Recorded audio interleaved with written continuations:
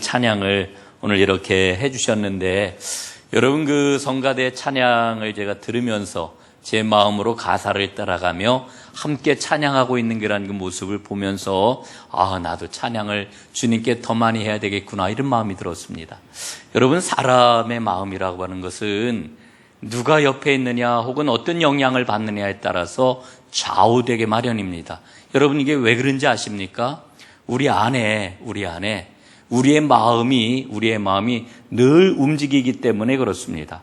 오늘 여러분과 함께 이제 은총의 숲, 우리 선교지향 은총의 숲, 제자의 양육 세 번째 오늘 공부할 그런 그 주제는 원죄에 관한 그런 그 말씀인데, 여러분이 원죄라고 하는 게 도대체 뭘까? 여러분, 어렵기도 하고 또 생경하게 들리기도 하고 또 한편으로는 매일 듣던 그런 그 이야기이기 때문에 식상하다, 이런 그 생각을 가지시는 분들도 있을 것 같습니다. 먼저 여러분들에게 오늘 로마서 7장 21절부터 25절까지 말씀 제가 한번 천천히 읽어보겠습니다. 제가 새 번역으로 읽어드립니다.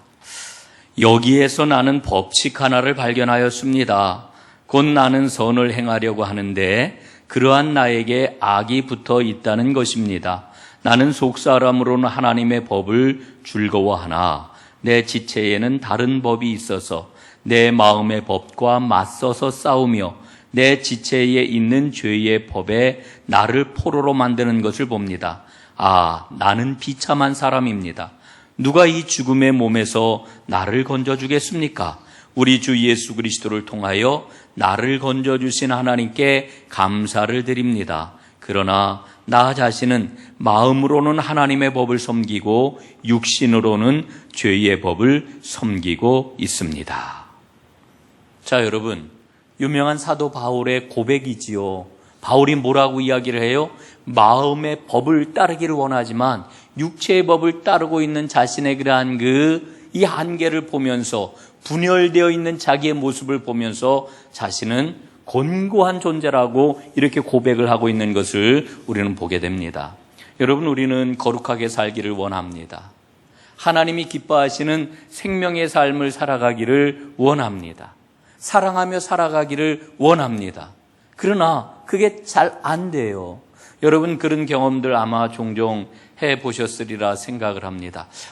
이제부터는 이제 새해가 되었으니 하나님 말씀대로 살아야지. 내가 열심히 예배에도 참석하고 새벽 기도회도 나오고 또 이제 열심히 봉사도 하고 모든 사람들을 사랑하며 살아야지. 이러고 실제로 다 어떻게 해요? 그렇게 실행을 해요. 예배도 안 빠지고 새벽 기도에도 나오고 사람들을 보면 먼저 인사하고 손을 붙잡고 아주 기뻐하고 감사하고 이렇게 생활을 하는데, 여러분, 이게 며칠 이렇게 지나다 보면은요, 반드시 그런 생활을 방해하는 그런 그 요인들이 생겨나요. 예? 괜히 사람하고의 그런 그 관계가 틀어져 가지고 막 화가 난다든지, 아니면은 뜻하지 않은 그런 그 일들이 벌어진다든지, 이래가지고서 우리는 그 일을 지속적으로 행하지 못하게 되는 이런 그 경험들을 참 많이 합니다. 여러분, 그럴 때 그 원인이 어디 있다고 생각을 합니까? 상대방에게 있다고 생각을 하십니까? 환경 때문이라고 생각을 하십니까? 사실은 내 안에 연약한 죄성 때문에 그렇습니다. 우리는 연약한 존재이기 때문에 그럴 수밖에 없다라고 하는 거지요. 저는 우리가 흔히 어린아이들은 굉장히 아주 고귀하고 숭고하다, 이런 그 생각을 하죠. 죄가 없는 존재라고 이렇게 생각을 하기도 합니다. 그런데 아이들이 자라나는 걸 보면은요, 결코 아이들이 선한 게 아니에요. 여러분, 우리가 아이들한테, 자녀들에게 어떻게 이야기를 합니까? 너 착하게 지내야 된다, 선한 일을 해야 된다, 사람들과 정말 사이좋게, 그리고 늘 사람들을 사랑하면서 살아야 된다라고 하는 그런 이야기를 많이 하죠. 아이들에게 너 나쁜 짓 해라, 너 이렇게 다른 사람들하고 이제 이 문제가 생기면 결코 너는 져서는 안 되고 꼭 빼앗아야 된다, 이러면서 자녀들을 가르치는 그런 그 부모님들은 없을 겁니다. 그런데 아이들은 누가 가르쳐 주지도 않고 배우지도 않았는데, 여러분, 어른들이 행하는 그러한 그 나쁜 짓들을 고스란히 따라하는 것을 우리는 보아요. 제가 이 이야기를 성경 공부할 때 몇 번 한 그런 그 기억이 나는데, 제가 어렸을 적에 우리 집에 옛날에는 그 집 이렇게 대문 앞에다가 골목에 전부 고추를 말아 널리고 말리려고 널어가지고 말리지 않았습니까? 제가 하루는 이제 여름에서 가을로 넘어가는 그때 고추를 우리 집 앞에 말리고 있었는데, 옛날엔 장독대가 이렇게 대문 옆으로다 이렇게 해가지고 장독대가 있는 집들이 많았어요. 그러니까 장독대에 올라가서 이렇게 있었습니다. 그런데 그때 아마 한 5살쯤 됐을까, 한 6살쯤 됐을까, 웬 꼬마 녀석 하나가 우리 집 앞으로다 이렇게 막 오더라고요. 그러더니 고추가 딱 널려 있는 거를 보더니 두리번 하는 거예요. 그래서 이거 뭘 하는 걸까? 그리고 위에서 이렇게 가만히 보고 있었더니 사람이 안 보이니까요. 그 고추 널린 데로 딱 들어가가지고는 발로다 그걸 그냥 쾅쾅쾅쾅쾅 막 밟고서는, 그리고는 잽싸게 도망을 가더라고요. 저도 그냥 아이가 얼떨결에 그렇게 하고 가는 거라 아무 소리도 못하고 이렇게 보고만 말았는데, 나중에 제가 크고 나서 그 생각이 두고두고 잊혀지지가 않습니다. 여러분, 우리 인간은요, 우리 안에 악함이 있습니다. 악함이 있어요. 여러분 한번 삶을 돌아보세요. 누군가 다른 사람에 대해서 우리가 이야기를 할 때, 아유, 김건사님 얼마나 좋은 사람인데, 얼마나 장점이 많은데, 하는 것 좀 봐. 얼마나 이쁘고, 얼마나 참 귀하게 그런 일을 하고 있어. 여러분 이렇게 칭찬하는 거 오래 할 수 있습니까? 칭찬은 그저 몇 마디 하고요. 누군가에 대해서 이를테면 험담하기 시작을 하면은, 흔히 이야기하는 걸로 우리가 표현하는 대로 하면 씹기 시작을 하면은 여러분 한두 끝도 없어요. 한두 끝도 없어요. 예? 이게 왜 그럴까? 우리 안에 도대체 뭐가 있길래 우리는 그럴까? 예? 여러분, 우리가 인간에 대해서 어떻게 이해를 하느냐라고 하는 게 굉장히 중요합니다. 우리 동양에서는 어떤 그런 이야기를 했느냐 하면은, 인간은 원래부터 선하다. 성선설이지요. 인간은 본래부터 악하다. 성악설이지요. 이런 것을 가지고 굉장히 논쟁을 많이 해왔는데, 여러분 성경은 우리에게 인간이 악하다 이렇게 이야기를 하지 않고 인간은 죄된 존재이다, 죄성을 이야기를 합니다. 예? 우리 안에 죄가 있다는 거예요. 예. 죄가 있다. 여러분 서양의 그런 흐름도 보게 되면은 19세기에 한참 인간의 그러한 이성에 대해서 강조를 하고, 인간의 이성이 발달하고, 그래서 마침내 사람이 아주 자기의 그러한 이성적인 그러한 판단을 제대로 하게 되면은 이 땅에 유토피아, 천국이 올 거라고 하는 이와 같은 믿음이 팽배했습니다. 이게 19세기 서구 사상사의 그러한 아주 전형적인 그러한 모습 아니었습니까? 그래서 이제 인간 이성이 꽃피우고, 이제 우리가 사는 인류 사회는 사랑과 우애와 생명이 넘쳐나는 아주 복된 그러한 세상이 될 것이다. 이런 기대가 얼마나 팽배했는지 몰라요. 여러분, 그러나 실제로 어떤 일이 벌어졌습니까? 20세기에 들어서면서 엄청나게 큰 전쟁이 일어났잖아요. 2차례나 세계대전이 일어났잖아요. 여러분, 인간에 대해서 선하다라고 생각을 했던, 인간의 그러한 이성을 크게 신뢰했던 가장 대표적인 운동이 어떤 운동입니까? 사회주의, 공산주의 운동이에요. 공산주의. 예? 공산주의 운동의 그러한 바탕이 뭐냐 하면은, 인간 이성은 선하다는 거예요. 인간의 모든 문제, 그 문제는 지금 현재의 그러한 물질의 그러한 물질에서부터 생겨난 그러한 부가, 빈부격차가 엄청나게 벌어져가지고 거기에서부터 모든 악이 생겨난다라고 이렇게 보는 것 아닙니까? 그래서 이런 빈부격차를 해소하기만 하면은 인간의 그러한 이성은 사람들을 행복하게, 사람들을 복되게, 더 이상 착취가 없고 억압이 없고 자유함이 넘쳐나는 아주 풍부한 그러한 세계를 이룰 수 있다, 이렇게 이야기한 게 공산주의 사상 아닙니까? 여러분, 실제로 70년 동안 그 공산주의 사상에 의해 가지고 아주 큰 그런 그 나라, 또 주변에 있는 그런 그 많은 나라들이 실험을 했잖아요. 여러분, 그 실험이 어떻게 되었습니까? 결국은 실패하고 말았습니다. 정말 함께 분배하고 인간 이성을 높이 사고 이런 행복한 세상을 만들 수 있을 줄 알았는데 그 안에서도 여전히 여러 가지 모순들이 있고 거기서도 여전히 지배계급이 생겨나고 거기에서도 여전히 삶의 문제를 해결하지 못하는 정도가 아니라 결국은 그 일로 인해 가지고 사람들이 더 힘들고 어려운 그러한 그 지경에 빠지게 되는 것을 보았는데 거기에서 크게 발견하게 되었던 게 무엇입니까? 첫째는 여전히 지배하는 사람들이 생겨났다는 거예요. 지배하고 억압하고 착취하는 사람들이. 또 하나는 공동으로 분배를 받은 그러한 그 사람들이 그러면은 우리 함께 일하는 거니까 우리가 더 열심히 그래서 더 행복한 그런 그 세상을 만들어야지 이러고서 사람들이 열심히 일을 할 줄 알았는데 여러분 어때요?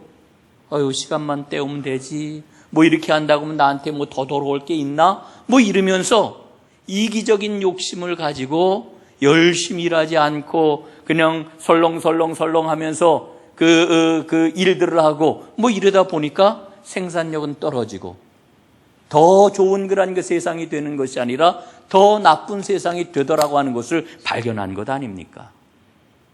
여러분 왜 그래요? 이유가 어디에 있어요? 우리 안에 죄성이 있기 때문이에요. 성경은 우리에게 이렇게 일러줍니다. 로마서 5장 12절 말씀 한번 읽어보겠습니다. 자막 띄워주세요.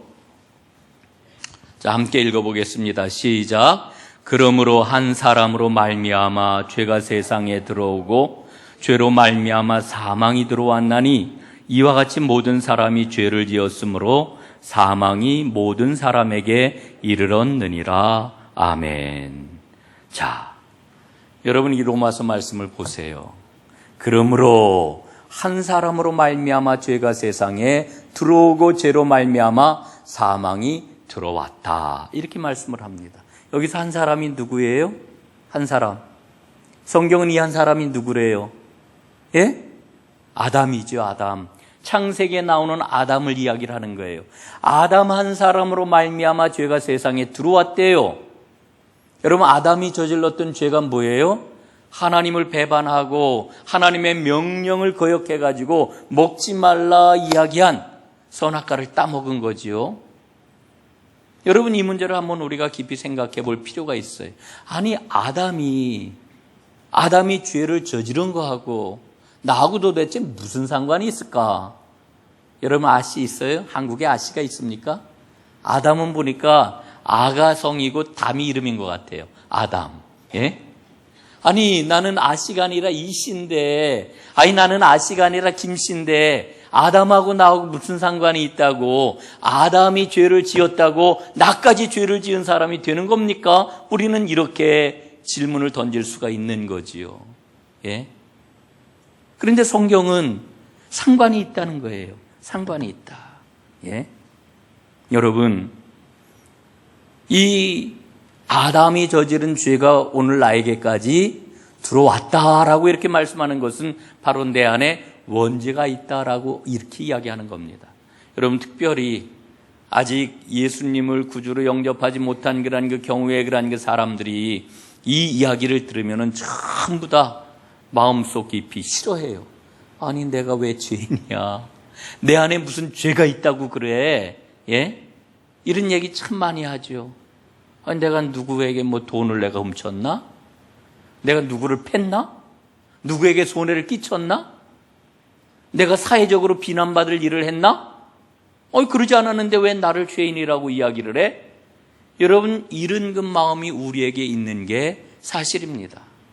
여러분, 그러나 오늘 성경에서 말씀하고 있는 이 원죄라고 하는 것은 인간이 죄로 기울어지는 경향성을 가지고 살아간다라고 하는 것을 의미하는 거예요. 여러분, 그렇기 때문에 모든 사람들에게는 선보다는 악을, 의보다는 불의를, 진실보다는 거짓으로 기울어가는 그와 같은 경향이 있다라고 하는 것을 성경은 우리에게 일러주고 있는 거지요. 그래서 그런 죄의 경향성을 원죄다 이렇게 일러주고 있는 거지요.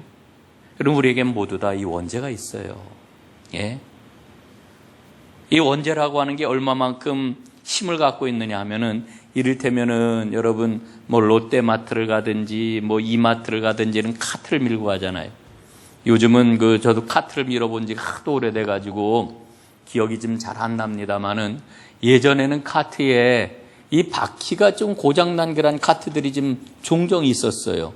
그래서 막 밀으면은 이 바퀴가 어떻게 끼우러져 가지고 내가 왼쪽으로 가려고 그러는데 자꾸만 어떻게 해요? 카트가 오른쪽으로 막 가요. 그냥 계속 밀려가지고 한쪽으로 막 가려고 그러는 이 잘못된 그 바퀴가 잘못된 그런 카트들을 종종 보게 되는데, 마치 우리 안에 있는 죄의 경향성, 원죄는 바로 이와 같은 모습을 우리에게 나타내고 있는 거예요. 그래서 우리로 하여금 자꾸만 죄를 따라가게 하는 이런 그 모습이 우리에게 있다라고 하는 거지요. 여러분, 우리는 늘 마음속 깊이 바르게 살아야지, 착하게 살아야지, 선한 일을 많이 해야지, 사랑하며 살아야지, 사람들에게 비난하지 말아야지, 칭찬해줘야지. 여러분, 이런 마음들 없는 사람이 어디 있어요? 다 있어요. 우리에게는 그 마음이 다 있단 말이죠. 그런데 살아가는 모습을 보면은 그렇지가 않아요. 자꾸만 죄로 기울어지는 이런 경향이 있는 거지요. 이게 존 웨슬리 목사님이 우리에게 들려주는 말씀을 한번 들어보세요. 하나님은 사람의 죄악이 이 세상에 가득함을 보셨습니다. 이것은 어느 특정한 이 사람이나 저 사람이 악하다는 말이 아닙니다. 소수의 사람이 악하다는 말도 아닙니다. 일반적으로 사람은 악하다는 것이며 모든 인간들은 보편적으로 악하다는 것입니다. 이것은 인간성을 소유하고 있는 전 인류를 포함해서 하신 말씀입니다. 이게 우리 안에 있는 원죄의 경향성이라고 이렇게 이야기할 수가 있지요. 여러분, 창세기 6장 5절 말씀해 보니까 이렇게 일러주고 있어요. 창세기 6장 5절 한번 읽어보겠습니다. 시작. 여호와께서 사람의 죄악이 세상에 가득함과 그의 마음으로 생각하는 모든 계획이 항상 악할 뿐임을 보시고, 이렇게 말씀을 합니다. 여러분, 이 말씀은 당시에 이 노아 시대의 그러한 그 이야기로 우리가 생각을 할 수 있는데, 당시 사람들이나 그런 거지 오늘 우리가 그럴까? 이런 생각이 들지 몰라요. 그래서 이 창세기 6장 5절의 말씀을 인정하지 않으려고 하는 그런 마음이 우리에게 있을지도 몰라요. 아니, 사람이 마음으로 생각하는 모든 계획이 항상 악할 뿐이라니, 선한 것도 우리에게 있는데 왜 그렇게 이야기를 하실까 성경은? 이런 마음이 들지도 몰라요. 여러분, 오늘 우리는 이 말씀을 좀 함께 살펴봐야 됩니다. 원죄의 그런 그 모습이 우리에게 어떻게 나타나고 있는지 한번 성경에서 일러주는 바를 찾아보도록 하겠습니다. 요한일서 2장 16절 말씀입니다.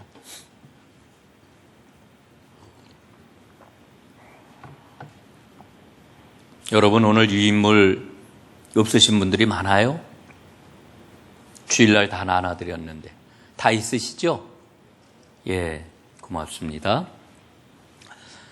요한일서 2장 16절 우리 한번 함께 읽어보겠습니다. 시작. 이는 세상에 있는 모든 것이 육신의 정욕과 안목의 정욕과 이생의 자랑이니 다 아버지께로부터 온 것이 아니요 세상으로부터 온 것이라. 아멘. 자, 여러분, 요한 사도는 우리에게 뭐라고 일러주고 있는 거 아니? 이 땅 위에 대표적인 우리의 죄성을 나타내고 있는 그러한 그 모습이 세 가지라고 이 요한일서에서 우리에게 일러주고 있는 거예요. 첫 번째는 뭐예요? 육신의 정욕. 두 번째는 뭐예요? 안목의 정욕. 세 번째는 뭐예요? 이생의 자랑. 이거는 아버지 하나님께로부터 온 게 아니고 세상으로부터 온 거라고 이렇게 이야기를 해요. 이게 원죄의 그런 그 대표적인 모습입니다. 자, 여러분, 첫 번째 이 안목의 정욕이라고 하는 게 무엇일까요? 안목의 정욕. 아마도 이 안목의 정욕을 가장 대표적으로 보여주고 있는 것은 이제 성욕이라고도 이렇게 이야기를 할 수 있어요. 여러분, 사람들은 어떻게 해서든지 순결하게 사는 것이 귀하다고 이렇게 생각을 하는데, 여러분, 그런데 실제로 우리의 그런 그 속 안을 들여다보면은 얼마나 더러움이 가득한지 몰라요. 예수님께서는 그런 인간의 모습을 보시고 뭐라고 말씀을 하십니까? 사람마다 여인을 보고 음욕을 품는 자마다 이미 간음하였느니라, 이렇게 말씀을 하고 있죠. 어떤 사람이 암 투병을 하기 위해서 기도원에 올라가 가지고 오랫동안 기도하고 또 식이요법을 하고 이러면서 이제 암 투병을 하고 내려오게 되었답니다. 내려오는데 수개월 동안을 이제 기도원에만 있다가 이제 정말 오랜만에 세상으로 내려오는 거였죠.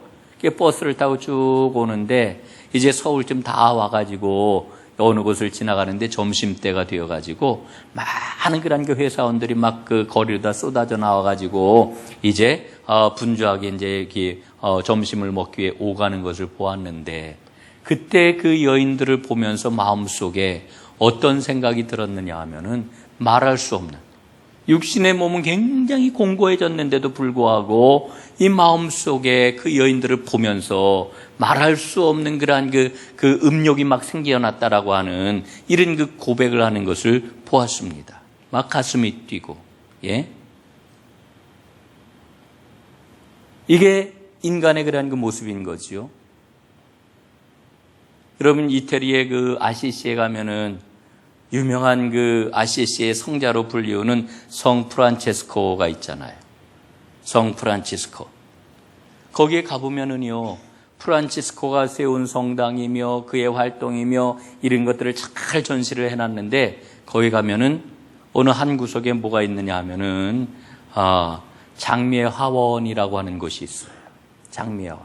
넝쿨 장미가 막 거기 이렇게 우거져 있는데요, 거기에 보면은 맨몸으로 그 장미가시 떨기에서 막 뒹굴면서 피를 흘리는 그러한 프란치스코의 그러한 모습을 형상화해 놨어요. 프란치스코가 하나님 앞에 더 순결하고 더 하나님이 기뻐하시는 삶을 살려고 할 때 그의 마음속에 종종 찾아오는 자기의 마음속에 일어나는 그러한 아주 그러한 음욕들, 이런 것들을 이제 견디지 못할 때 그는 자신의 몸을 장미덩굴에다가 그냥 내어 던졌다는 거예요. 그러면서 가시로부터 와지는 그런 고통을 통해 가지고 그 모든 것들을 이겨내려고 주의 도움을 구하면서 처절하게 몸부림쳤다라고 하는 그와 같은 장소가 있는 것을 보았습니다. 여러분, 우리에게는 이 안목의 정욕이라고 하는 이와 같은 그런 죄성이 우리 안에 깊이 자리 잡고 있지요. 두 번째로는 육신의 정욕입니다. 이 육신의 정욕은 이렇게 설명을 할 수 있을 것 같아요. 육신의 정욕의 대표적인 것은 물질의 욕심입니다. 재물욕. 에릭 프롬이라고 하는 분은 이런 이야기를 우리에게 들려줘요. 인간에게는 무지막지한 소유욕이 있다.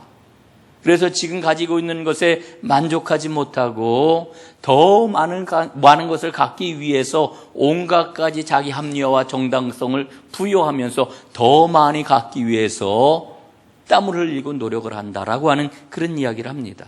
그런데 더 많이 가지려고 하는 그런 욕망은 나중에는 어떻게까지 발전하느냐면은 남의 것까지도 빼앗고자 하는 그런 마음으로까지 이 재물욕이, 소유욕이 자라나게 된다라고 하는 겁니다.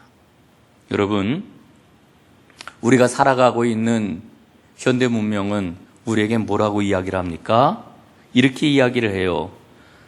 무한대의 생산을 할 수가 있고 무한대의 소비를 할 수가 있고 그러면 무한대의 행복을 우리가 누릴 수가 있다. 이렇게 현대 문명은 우리에게 이야기를 하고 있지요. 우리가 살고 있는 세상이 그렇습니다. 얼마든지 우리는 많은 것을 만들어낼 수가 있고, 얼마든지 우리는 소비를 할 수가 있고, 그리고 많이 소비를 하면 할수록 우리는 행복해질 것이다. 이렇게 이야기를 합니다. 여러분, 우리가 여러 매체를 통해 가지고, 인쇄 매체나, 아니면 TV나 이런 영상 매체나, 아니면은 인터넷이나, 이런 여러 가지 매체를 통해 가지고, 끊임없이 우리를 유혹하는 게 뭡니까? 새로운 상품들이잖아요. 이걸 바르면은 피부가 기가 막혀진대. 예? 여러분, 제일 듣기 좋은 말이 뭐냐 하면은, 어쩌면 피부가 그렇게, 20대 같아요. 이런 얘기 들으면은 굉장히 좋아하시잖아요. 요즘 저를 보면 이래요. 이 목사도 이제 머리가 희끗희끗하네. 염색 안 해? 이런 이야기를 제가 종종 들어요. 이렇게 가만히 보면은, 흰머리가 막 이렇게 보이고 막 이러죠. 그래서 저는 아직도, 이건 멋있어. 아직 괜찮아. 제가 이렇게 이야기를 합니다마는, 그런데 어느 날 정말 오랜만에 만난 그런 후배 목사님 뭐라고 얘기를 하는가.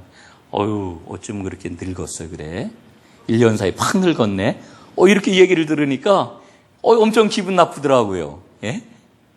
이왕이면은, 원숙해졌다든지, 좋아 보인다든지, 이러면 얼마나 좋겠어요?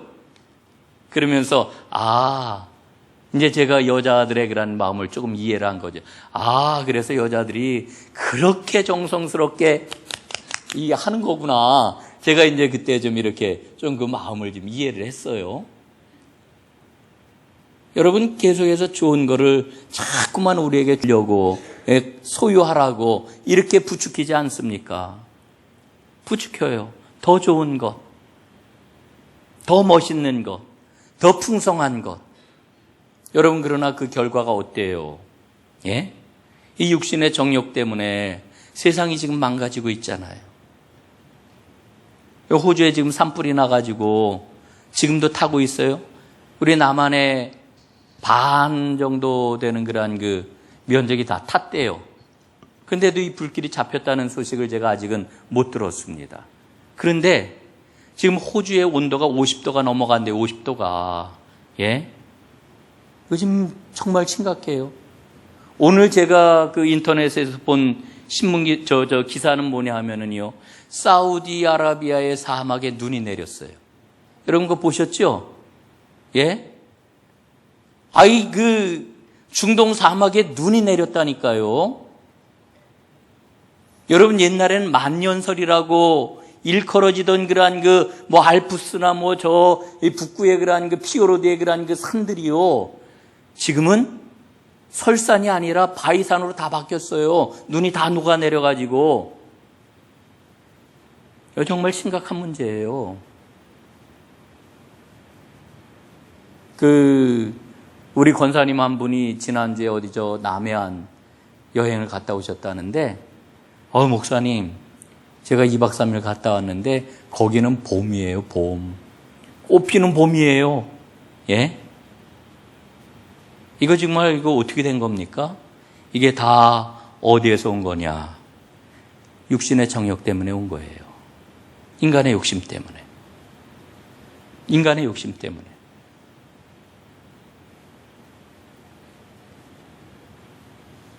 여러분, 사람들이 이제는 만족했다, 이제는 다 됐다,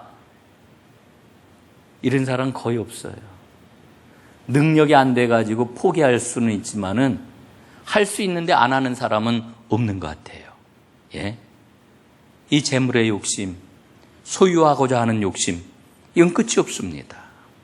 바로 이 재물욕으로부터 온갖 가지 사기라든지 부정이라든지 무자비라든지 이와 같은 그런 죄들이 줄줄줄줄 따라 나오게 되는 거지요. 세 번째 죄악이 있는데 그건 바로 이생의 자랑입니다. 여러분, 이생의 자랑이라고 하는 것은 명예욕이에요. 명예욕. 근데 명예욕이라고 하는 것은 조금 좀 추상적이죠. 좀 실질적으로 다 이야기를 하면은 칭찬받고 싶어하는 욕망이에요. 이게 이생의 자랑. 칭찬받고 싶어하는 욕망. 예? 우리 인간은요, 얼마나 칭찬에 목말라 하는지 몰라요. 우리 모두에게 다 있어요. 칭찬받고 싶어하는 욕망. 칭찬에 굶주려 있어요. 칭찬에 목말라 합니다. 우리는 세상 인심이 조변 섞게 한다라고 하는 것을 너무나도 잘 알고 있어요. 인심이라고 하는 것은 좋았다가도 금방 확 돌아설 수 있는 거예요. 그럼에도 불구하고 우리는 그 칭찬에 목말라 해요. 굶주려 합니다. 그런데 중요한 게 뭐냐 하면은 바로 이 이생의 자랑거리, 명예욕으로부터 뭐가 나오느냐 하면은 시기하는 게 나오는 거고, 질투가 나오는 거고, 비방하는 게 나오는 거고, 비난하는 게 나오는 거고, 교만이 나오는 거고, 수군수군하는 게 나오는 거고, 자랑이 나오는 거고, 그래서 사람을 따돌리는 이와 같은 그런 모든 현상들이 여기에서부터 나오는 거지요. 여러분, 그래서 오늘 요한일서 2장 16절에서 일러주고 있는 바대로 안목의 정욕과 육신의 정욕과 이생의 자랑이라고 하는 것이 우리 인간이 갖고 있는 죄성을 고스란히 보여주고 있는 아주 대표적인 현상이라고 하는 것을 우리는 꼭 기억을 해야 합니다. 여러분, 이 현상 앞에 나는 아니다, 이렇게 이야기할 수 있는 분이 있나요? 여러분, 그래서 로마서 5장 12절 하반절에 보면은 뭐라고 말씀해요? 이와 같이 모든 사람이 죄를 지었으므로 사망이 모든 사람에게 임하였느니라, 이렇게 말씀해주고 있는 거지요. 이 죄가 인간에게 들어오고 이 죄의 결과는 바로 죽음이라고 하는 겁니다. 죄의 삭은 사망이요, 이렇게 우리에게 일러주고 있지 않습니까? 여러분, 죽음이 뭘까요? 죽음은 분리되는 겁니다. 분리되는 거. 사람들이 왜 죽음을 두려워할까? 여러분, 우리에게는 두려움이 있는데 그 두려움의 원천은 분리되는 거예요. 분리되는 거. 내가 사랑하는 사람, 내가 좋아하는 사람, 함께 했던 사람, 여기로부터 분리되는 것. 이건 너무너무 두려운 거예요. 우리는 죽음 그러면은 영원한 분리를 생각을 하잖아요. 영원한 분리. 예? 내가 이렇게 사랑했던 이 사람하고 영원히 분리되는구나. 그러니까 막 죽음에 대해서 두려워하는 거죠. 그러나 성경은 우리에게 뭐라고 일러줍니까? 영원한 분리가 아니래요. 영원한 분리가. 성경이 일러주고 있는 죽음은 세 가지를 일러주고 있습니다. 첫 번째로는 육체의 죽음이지요. 히브리서 9장 27절 우리 한번 함께 읽어보겠습니다. 시작. 한 번 죽는 것은 사람에게 정해진 것이요 그 후에는 심판이 있으리니, 이렇게 말씀합니다. 한 번 죽는 것은 누구에게나 다 정해진 일이에요. 피할 수가 없어요. 저도 언젠가 죽을 터이고 여기 앉아 계신 분도 죽을 것입니다. 이때의 죽음이라고 하는 것은 육체의 죽음을 이야기를 하는 거지요. 근데 육체의 죽음이라고 하는 것은 엄격히 이야기해서 영원히 그의 몸을 떠나는 거예요. 그래서 우리가 죽으면 뭐라 그래요? 혼이 떠났다 그러잖아요. 떠나는 거예요. 영원히 떠나는 순간 그 몸은 어떻게 됩니까? 썩어요. 썩기 시작해요. 그래서 한 사흘 정도면 심히 냄새가 나잖아요. 썩기 시작해가지고. 그런데 성경은 죽음이 이렇게 하나만 있는 게 아니라고 하는 것을 우리에게 일러주고 있습니다. 이 육체의 죽음으로부터 구원을 받을 수 있다고 성경은 일러주고 있는데, 그것은 바로 주님께서 다시 오실 때에 육체를 대신해서 썩지 아니할 몸을 입는 것, 이거를 구원이라고 일러주고 있는 거예요. 성경 말씀 한번 보겠습니다. 고린도전서 15장 44절입니다. 고린도전서 15장 44절 함께 읽습니다. 시작.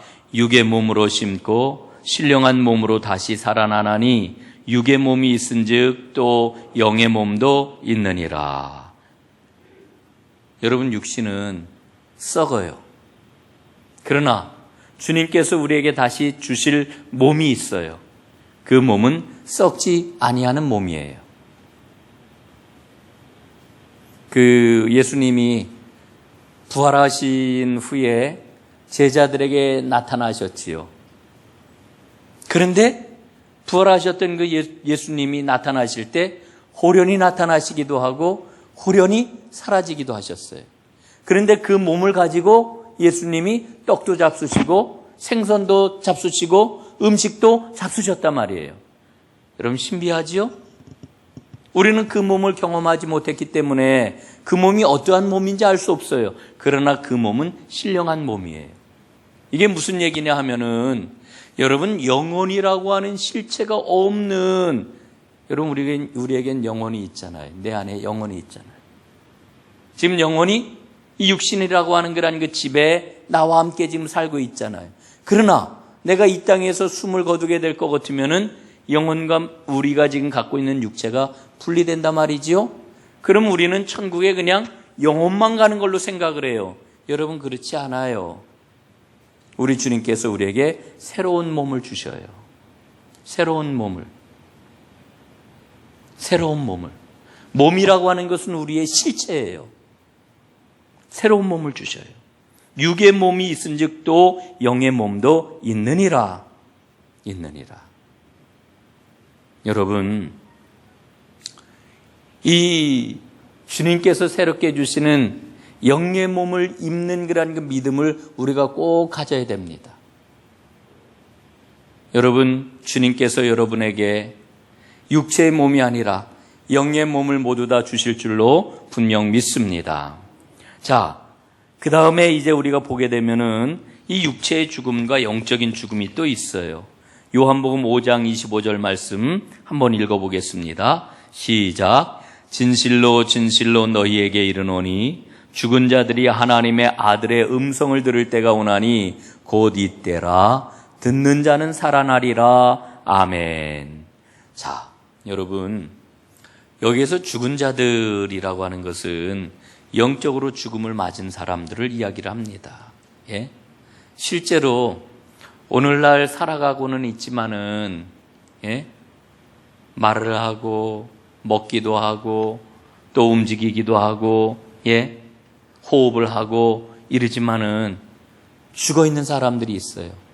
이 죽어 있는 사람들은 어떤 사람들이냐? 하나님을 떠난 사람들이에요.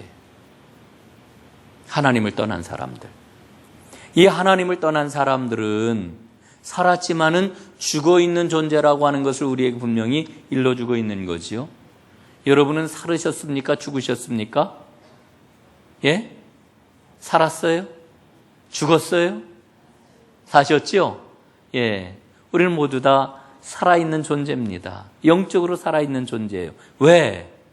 하나님과 교통하고 있으니까. 하나님이 내 안에 계시니까. 하나님이 내 안에 계셔요? 이거 확신을 가져야 되는데. 하나님 내 안에 계십니까? 예. 하나님이 내 안에 계실 때 우리는 살아있는 존재라고 이렇게 이야기를 하는 거죠. 성령님이 우리 안에 나를 하나님의 거룩한 성소로 삼고 내 안에 살아가고 계시기 때문에 우리는 살아있는 존재라고 하는 거지요. 여러분, 영적으로 죽어있게 될 것 같으면은 거기에서 예수의 향기를, 예수의 인격을 느낄 수가 없기 때문에 악취가 나는 거예요. 그러나 예수님이 우리 안에 살아계실 때에 우리는 그리스도의 향기가 되는 거지요. 사도 바울이 말씀하셨잖아요. 너희는 그리스도의 향기라. 여러분, 이 말은 오늘 성경 본문대로 하게 될 것 같으면은 우리는 주 안에서 살아있는 사람이기 때문에 그런 거예요. 또 다른 말로 하면은 주의 성령께서 내 안에 살아계시기 때문에 내가 날마다 예수님을 닮아가고 예수님과 함께 동행하고, 그러니까 내 삶과 내 아이의 그런 그 인격에서 그리스도의 향기가 나게 되는 거지요. 여러분, 예수님과 함께 멋진 생명의 삶을 사시기를 간절히 바랍니다. 그럴 때 우리는 그리스도의 향기를 품어낼 수가 있고 이 하나님과의 관계가 회복된 것을 가리켜 우리는 구원이라고 이렇게 이야기를 합니다. 자, 제가 구원에 대해서 지금 2개를 이야기를 했어요. 시간이 이제 없어서 더 자세하게 말씀을 못 드리는데 첫 번째 구원은 뭐라고 그랬냐면은 육신의 그런 육체의 몸이 죽고 그리고 주님께서 오실 때 새로운 몸을 우리가 부여받을 때 이걸 구원이라고 제가 아까 설명을 했어요.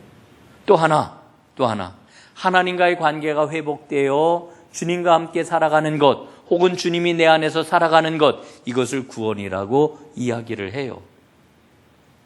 그러니까 구원이 굉장히 다층적인 그런 그 의미가 있는 거예요. 여러 가지 의미가 있단 말이에요. 여러분, 이 모든 구원이 여러분에게 모두 임하시기를 주님의 이름으로 축복합니다. 자, 마지막으로 영원한 죽음이 있는데 요한계시록 20장 13절부터 15절까지 말씀입니다. 자, 한번 함께 읽어보겠습니다. 시작. 바다가 그 가운데에서 죽은 자들을 내주고 또 사망과 음부도 그 가운데에서 죽은 자들을 내주매 각 사람이 자기의 행위대로 심판을 받고 사망과 음부도 불못에 던져지니 이것은 둘째 사망 곧 불못이라. 누구든지 생명책에 기록되지 못한 자는 불못에 던져지더라. 아멘. 자, 여러분, 이 영원한 죽음은 쉽게 이야기를 하면은 지옥에 떨어지게 된다. 이렇게 이해를 하면 되겠지요. 예? 여러분, 지옥의 큰 고통이 무엇입니까? 죽고 싶어도 죽어지지 않는다는 거지. 이게 얼마나 큰 고통이겠어요. 이 영원한 죽음, 이 영원한 죽음에서 우리는 예수 그리스도로 말미암아 새 하늘과 새 땅에서 주님과 함께 영원히 사는 놀라운 은혜와 권세를 갖게 되었다라고 하는 거지요. 여러분, 이제 우리의 육체적인 죽음에서 우리를 구원하시는 분은 예수님이십니다. 또 우리로 하여금 영적인 죽음에서 우리를 구원하실 분도 예수님이십니다. 영원한 죽음에서 우리를 구원하실 분도 바로 예수님이십니다. 그 은혜를 하나님께서는 우리에게 허락해 주셨고 그래서 우리로 하여금 이 죄의 그런 그 본성 가운데서 살아가는 우리에게 새로운 삶의 소망을 주시고 그 길로 나아갈 수 있도록 오늘도 성령님을 우리에게 보내주셔서 성령님이 인도하시는 대로 따라 나아가기만 하면은 죄 가운데 가는 것이 아니라 생명길로 나아가는 하나님의 사람이 된다라고 하는 것을 일러주고 있는 거지요. 여러분, 이 죄의 본성의 길을 버리고 성령님이 우리를 인도하시는 대로 생명의 길을 걸어가 하나님께는 영광 돌리고 여러분의 삶 가운데는 기쁨과 평안함이 가득 넘쳐나기를 주님의 이름으로 축복합니다. 기도하겠습니다.